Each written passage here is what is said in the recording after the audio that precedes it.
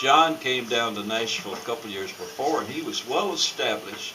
When Tink and I moved here in late '59, John kind of showed me around and introduced me to all the powers that be here in Nashville. And one of the first sessions, actually it was 1963, after I signed with Chet Atkins and after John was trying to help me get established in Nashville, was this next little song that John had a lot to do with. He not only added some words and verses, but he also arranged it and co-produced it with Chet Atkins. And it was in the golden age of the Nashville sound, 1963. See if you remember this. Thanks, John. Abilene, Abilene, prettiest town I've ever seen. Folks out there don't treat you mean in Abilene, sweet Abilene. I sit alone most every night, watch those trains pull out of sight. Don't I wish they were carrying me back to Abilene, my Abilene, you know that chorus?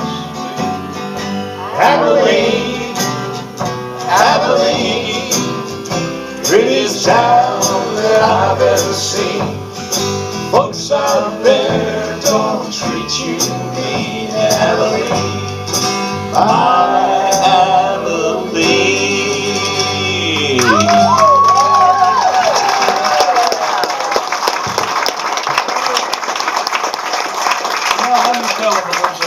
Okay. There was a disc jockey over here, I don't know his name, he was in a little house out in the country, with the radio tower up above, and he called me one day and he said, I've got a song that you need to cut. I was on Victor then and done a couple of albums, had a couple of hits, and so he played this thing and I said, that's perfect for George Ford. So we called George and he came out and listened to it and he said, well, I don't know. And I said, well, either you cut it or I'm going to cut it. And so he cut it, and it was written by Bob. Well, Bob Gibson had his name on it, and his manager had his name on it. But in folklore of contemporary origin, you got that? Sometimes names appear on old songs. Public domain. Public domain, and you can do that if you're wise and clever. And so, I don't know what I was going to say, but it was